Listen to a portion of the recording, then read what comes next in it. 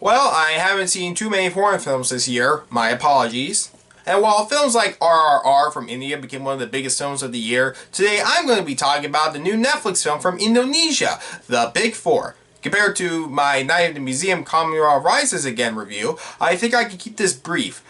No, this is just as long. I don't think I've ever seen a movie from Indonesia before, so one introduction. A by-the-numbers action film. I'm almost going to forget about everything by next week.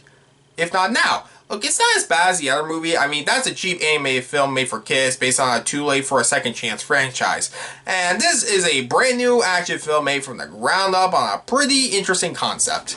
The problem is, while I felt the effort, this movie was definitely of need of a better script. The film is written by Timo Tjahjanto and Joanna Watamina, with Timo in the director's chair after making several other movies I never heard of, let alone watch. But since I know nothing about him, let alone how to pronounce his name, because I'm a jerk, I'll just explain what interested me about the movie. I don't know what's the specific premise given everyone heard about the movie, but here's what I thought the movie was going to be about going in. So, a cop named Dina, played by Putri Marino, discovers her father had 4 proteges he raised in secret as assassins. And after he's dead, she has to team up with these 4 to stop the crime boss villain called the Scorpion of Southeast Asia. I literally forgot the guy's real name the moment the movie was over. Yeah, that's what I thought going in anyways. So the movie's actual plot is that after the Big Four, apparently, okay, that's what the Assassins group is called, literally just the Big Four, apparently stop a child organ trafficking business. Oh, these children are orphans too. The obvious step of the father comes right after. At the same time, he planned to retire to make sure he had more time with his, I think, blood relative daughter, Dina.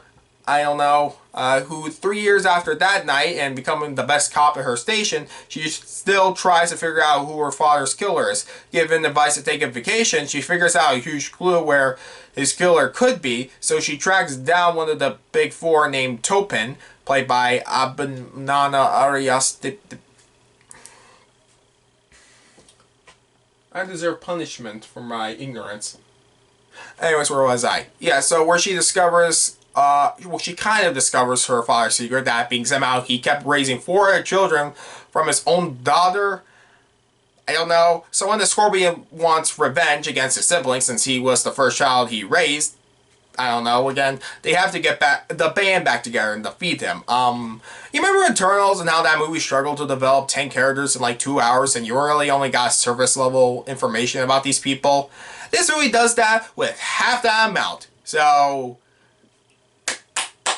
look, Dina is supposed to be this hardworking cop, like the best at her station, but we never see her actually do anything as a cop. Like, I get there wouldn't be anything that much tie into the plot, but wouldn't have mind like an action sequence before she does the vacation to show what she actually does as a cop. Not to say she isn't skilled at the action scenes. I'll get to the action in a bit, but I got a lot to say about this movie's story. So the Big Four have this opening, as I said, where they have to save orphans from this child organ trafficking business. But instead of the movie seeing them as vigilantes, they're just murderers who love to kill, I guess. Because I don't know. It's never really clear what the 4 were meant to do once they were grown up. Like, they're assassins, but like, were they gonna just take out hits, or were they gonna be vigilantes? Anyways, yeah, the 4 are split up, each doing something else, making this movie have no understanding what actually I'm supposed to know about them. Like, they do goofy things now that they're all split up, and we go to place to place to place to see what they are doing now, but I don't know enough about the characters, other than they're just weird, I guess. And I don't want to get into specifics because they're weird. But these are people who took the law in their own hand or something, so... I think they're vigilantes. I just don't know. The movie didn't have to spell out who was who, but I was confused throughout about what any of these characters' relationships were. From what I gathered, the 4 as kids were orphans, so the father raised them as assassins, albeit not if it's for good or bad, as I said.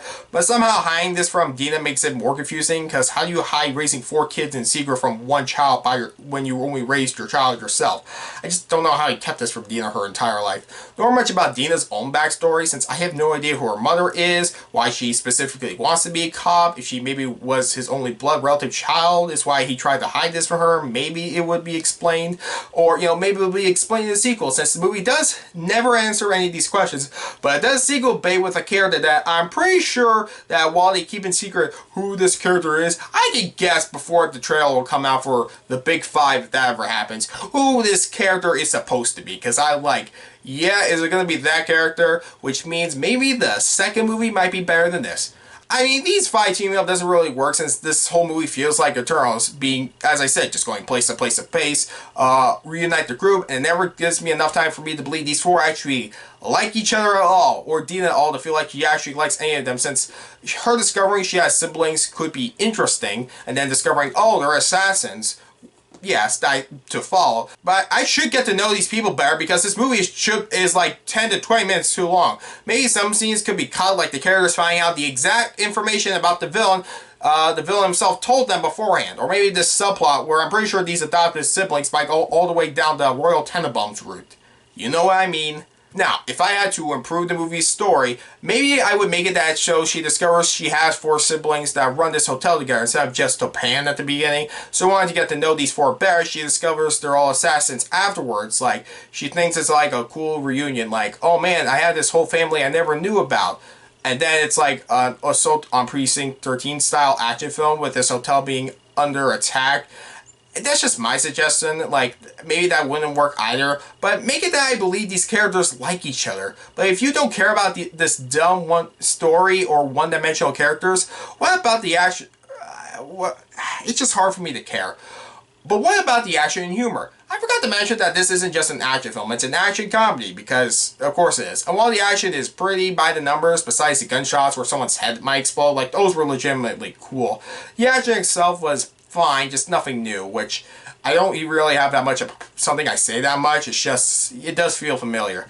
But the movie's humor, on the other hand, well, it has the most amount of kick to the ball jokes I've ever seen in a film personally. Like, so many jokes or action sequences, whether for laughs or not, have kick to the ball jokes. Or, that's just how they got you out of a situation. Just a kick to the balls. And maybe once in a while I laughed out of randomness, but I just kept rolling and rolling my eyes because it just wouldn't stop. I think there was like maybe 20. I watched this film with English subtitles, by the way. I didn't watch an English dub, for the record, so it wasn't a bad dub that made the movie unfunny. Maybe it was the translation. I don't know. It's just, even the timing, I could tell on the people saying it did not feel right. It just was not funny.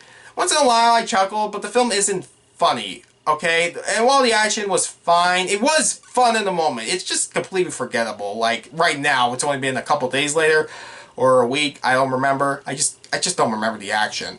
The characters are all surface level, and the plot is pretty confusing, which makes this movie not terrible, or the worst action film I saw this year. It's just something where, compared to Black Adam, where that film was boring and dumb, I certainly wouldn't call it that forgettable in comparison. Like, at least I can remember the stupid stuff more, for the most part.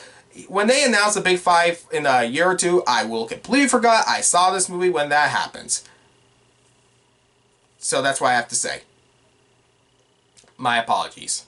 I give the big 4 a 4 out of 10. That wasn't meant to be a joke. I just realized that now looking at the script. Okay.